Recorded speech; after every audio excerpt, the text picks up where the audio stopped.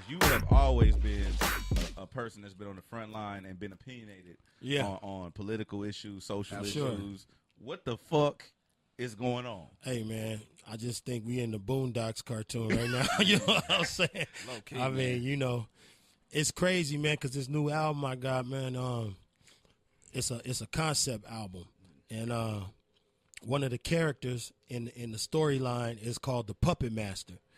And he's like this elitist, 1% kind of guy that's rich, greedy, do anything for power. You know what I'm saying? And I modeled the guy after Trump.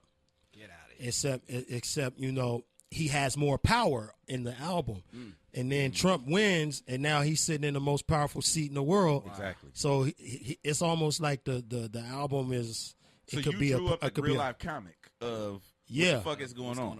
Exactly. Like 4 years from now. Executive produced by King Crook. Wow. Yeah, it might be a prophecy. It might be a prophecy, man. Well, I hope not. What's the lotto gonna be next week? Well, you know what, man? What's the lotto number? Can you write that up? Man, just keep your money in your pocket. That's how you gonna really win. You know, going around city to city, man, talking to these different artists and giving them this opportunity and ultimately getting a winner, man. How was that for you to be able to provide that platform? It was amazing, man. I mean, first, you know, I'm big on the law of attraction. I'm big on energy.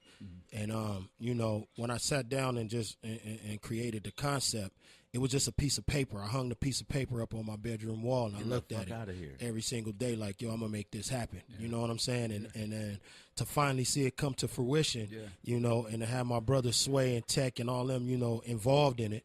It was just amazing. And to go around these different cities and see these artists, man, sometimes, you know, we got Hollywood next door. We in Cali, you know what I'm saying? But a lot of these people, they don't got the industry. They don't even know how to get on. You know what I mean? They just sending you spam on Twitter. That's like the biggest thing they can do. Absolutely. You know, so I said, let's bring the industry to them. Let's bring, you know, a platform to them. You know what I mean? And it was amazing, man. We was in Chicago. It was in the winter, dead of winter. 5,000 Emcees showed up. You know, the police had to shut the streets down. You know what I'm saying?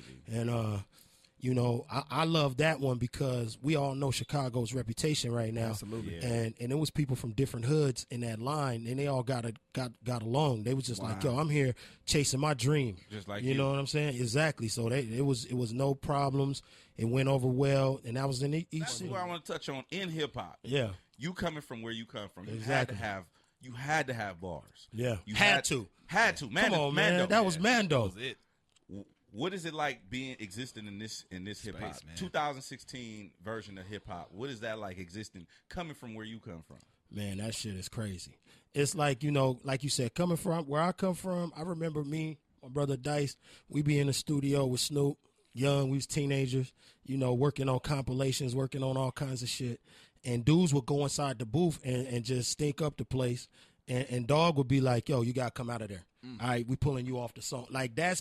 Whoa. Wow. That, you know, straight up. If you didn't have your shit together, you wasn't getting on that song. You know what I'm saying? You had to be adding something flavorful to that joint. And in most cases, it'll be reputable people, too. Yeah, it'd be some niggas that been rapping for a minute. Wow. And it was just like, you know, the level of competition in the room. You know, you was at competition with people that you was rapping with on the same song because you didn't want to get pulled off of that bitch. You don't want to be that nigga. So, exactly. We only got a 16-0. Well, that's all we got. You know what I mean? So it's like, you know, now. I was in the studio when you was rapping on that song, too. What happened? Like, hey, now, didn't make the cut. You could just walk in there and total trash will not only get past the smell test of everybody in the room, and then it'll get past the mix. The engineer, he mixing that garbage. He know it's garbage. And then, you know, the A&R in there, he know it's garbage. You know what I'm saying? And it'll make it. And I think, you know, it's really sad because it doesn't promote longevity when you're not studying your craft. You know what I'm saying? And when you just going in there and feeling like I'm going to just ride this wave, that wave going to end in a minute. You know what I mean? And I keep telling these youngest coming up like, yo, if you hot now and you not taking this shit seriously, you're going to fuck it off. And then they not going to talk about you on none of these blogs they posting you. All. They never going to talk about you again till you dead. They going to write a little article about you passing away, and that's going to be it. Yes. All right, so when you go in the studio to record an album as King Crook, right? Do you think about the future, or do you reflect on where you come from? Like, are you rapping from the perspective of where I need to be, where I should be, where I want to be, or are you rapping where I never want to be here?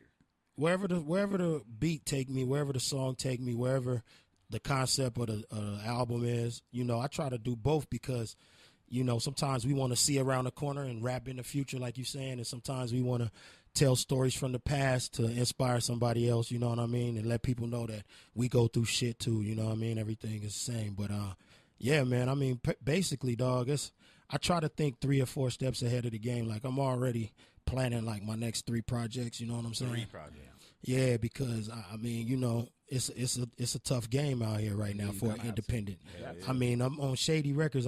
That's a major label, but when I'm doing my COB solo and group movement shit, that's all independent. Kind of map out why, well, not why, but the story behind this and what the fans can expect with Good versus Evil, and, you know, choosing to put the EP out prior to this. Well, you know what, man? I woke up and I said, damn, I'm kind of cold out here. I've been on TV and shit. I ain't been rapping. Cold? I've been on TV. Like, but what you kind know, of perspective is that? because they separate that shit. You know what I'm saying? Yeah, but you're not cold. You just was in another. No, I know what you mean. Yeah, but they like, okay, I turned on BET. I ain't seen no bars from you. Right. You know what I'm saying? So it's like, judging all right, and shit. We want to hear some yeah, rap. we want to hear some rap. So I'm like, all right, let me You got to spar. let me put something together, you know, before the album drop and give it to them. You know what I mean? So that was the thinking behind the Valley of the Kings, and then I wanted it to coincide kind of with, you know, the album. So I wanted to touch on just things that I do normally, and then I did the song Experiment because Experiment is kind of the segue into the album. You know what I mean? If you listen to the content, I'm talking about, you know, a government experiment where, you know, they put us in a low income areas and, you know, basically brainwashed us and try to, you know, keep us down, and, you know, how could we survive this? You know what I mean? And that's kind of going into the Good versus Evil, because like I said, it's a concept album, so it takes place in an alternate reality. And in this reality, you know, the people revolt against a crooked society, crooked government, I should say. You know what I'm saying? And in this world, ain't no protest. They tired. They past protesting. You know, you can't even have government officials in public because they're going to get their head took off. What Pac say? You know what I'm picking saying? the lock, coming through the door, blasting. Yeah, shit. picking Yeah, a man. lock. I mean, because, and I just took a lot of the things that are happening in reality, and I took a lot of my fucking anger with what's going on in the world, and I created a piece of art. You know what I'm saying? Because that's medication. You feel me? So it's like, It's better to do it that way. it's better to do it that way. But I was unapologetic on there. Like, Yeah. governors get smoked, niggas get kidnapped, police chiefs get fired on. You know what I'm saying? It's just straight up madness, a reflection of what could actually happen, you know, because like I said, I modeled the arch nemesis, the puppet master, after Trump.